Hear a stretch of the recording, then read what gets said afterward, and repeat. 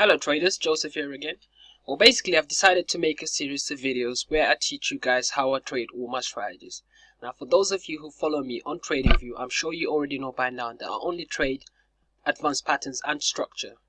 Now there's so many advanced patterns out there, but I only trade 3 of them. The Gartley pattern, the bad pattern, and the cipher pattern. So in this video I'm going to be teaching you guys how I trade the Gartley pattern. And the Gartley pattern is the same anywhere we go. The only difference is how traders trade them. And by this I mean where they place their stop loss, how they enter the trade, and where they take off their targets.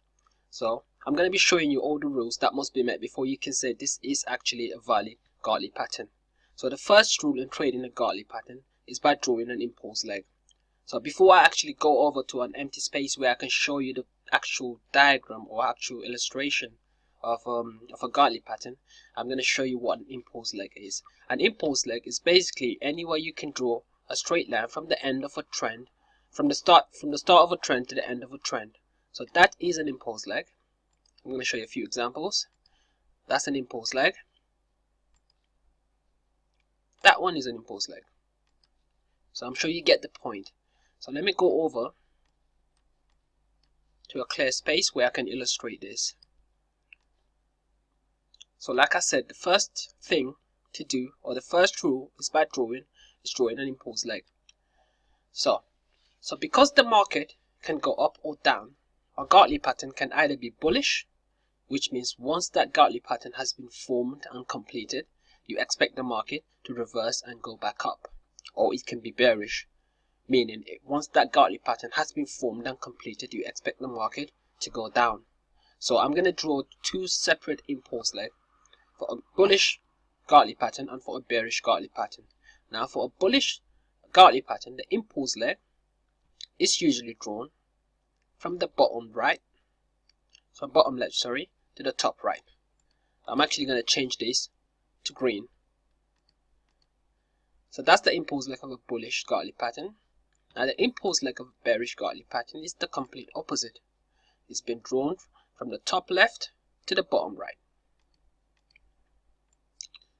So I'm going to go ahead and label this, the starting point and the end point, using the standard labeling of advanced pattern.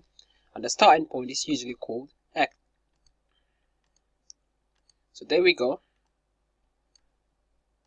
And then the end point is called A. So you can say that's the X to A leg of a Gartley pattern, or the impulse leg. So let me go ahead and do the same. For the bearish, it's going to be the complete opposite. So X is going to be at the top, and A is going to be at the bottom.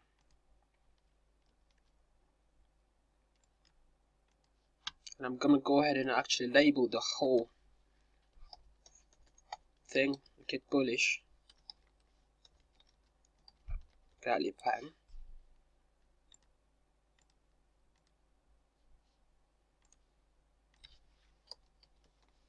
Bearish Gartley pattern.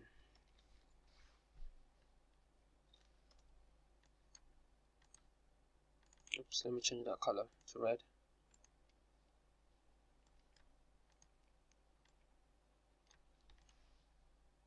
Okay, so after you get an impulse leg, the next thing that comes is a retracement. And we call that retracement A to B leg.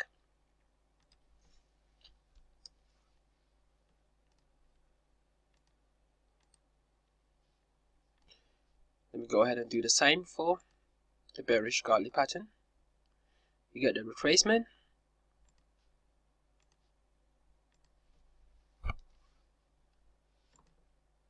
known as A to B leg, simply because that you're looking at that impulse leg, A to B.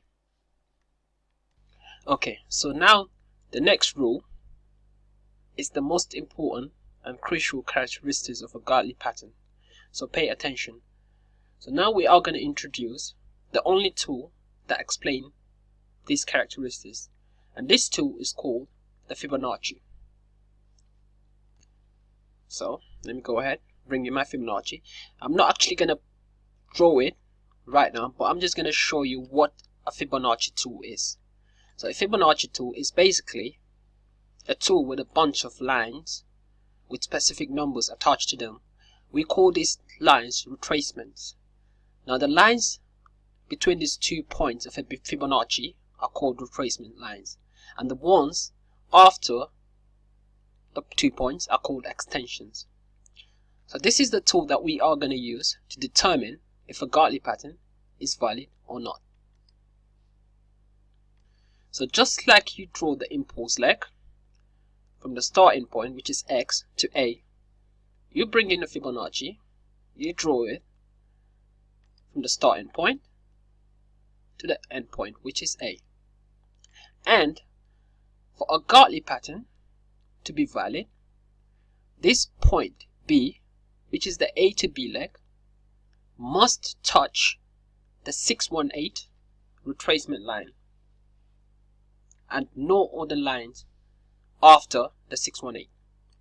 So basically what it means is B can come, it must touch the 618 retracement for it to be a valid Gartley pattern. Now it can go beyond B, it can go all the way anywhere within the space, but it must not touch any other retracement line after the 618. So it shouldn't touch the 786 or the 886, but it must touch the 618.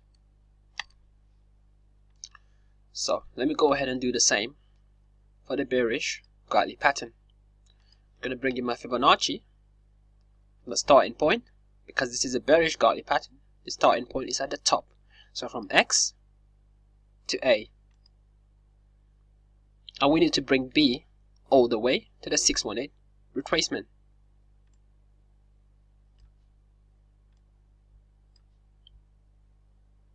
So that's the first rule of a Gartley pattern, guys.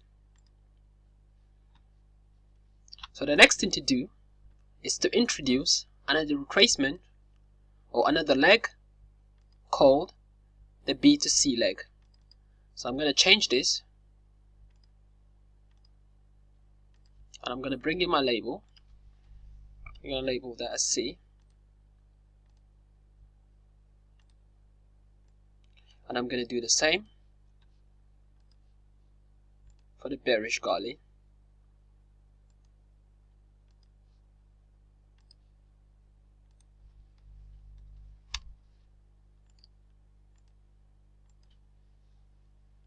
Okay, so now we are going to bring in our Fibonacci tool again, but this time because we're looking at C, we're looking at that retracement, we are going to draw our Fibonacci tool from A to B because we're looking at that retracement. Remember earlier, because we're looking at retracement B, we drew our Fibonacci tool from X to A. But now we're looking at C, we have to draw it from A to B. And for this, for a Gartley pattern, guys, you need to pay close attention because this is a very, very important rule. So for a Gartley pattern, for the C point of a Gartley pattern to be valid, it must touch the 382 retracement. It can touch any other retracement line after the 382 as long as it doesn't touch A. So I'm going to go ahead and draw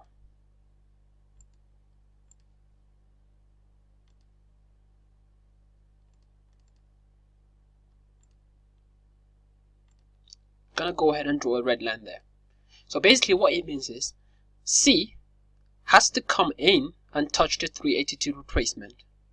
Now it can go beyond the 382 retracement. It can touch the 50%, the 618, the 786, or even the 886. But as long as it doesn't touch A, then it is a valid C leg of a Gartley pattern.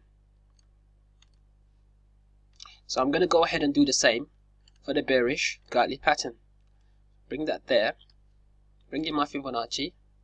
A to B. C point must touch the 382 retracement line.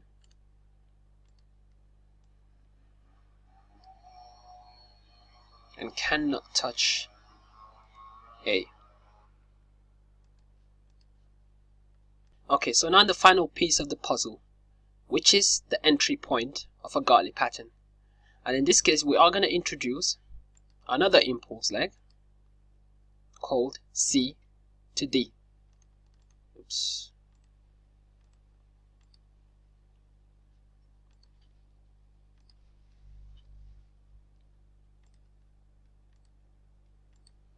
Now for the D part, or the D point of a Gartley pattern to be valid, we are going to use the Fibonacci tool again. But this time around, instead of looking for a retracement, we're looking at the extension numbers. Remember how I said earlier, it's got two different numbers. The ones in the middle are known as the retracement lines, and the ones at the end are called the extension line.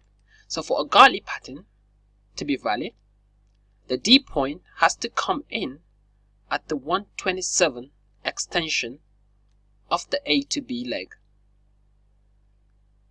So once the market comes into that 127 extension, the Gartley pattern has been completed.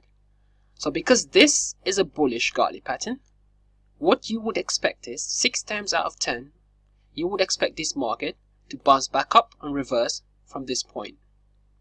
So let me go ahead and do the same on the bearish Gartley pattern. I'm going to bring in my C to D leg, which is the entry point, and I'm going to use my Fibonacci extension of A to B and get the 127 that comes in right there, and I'm going to label that as D.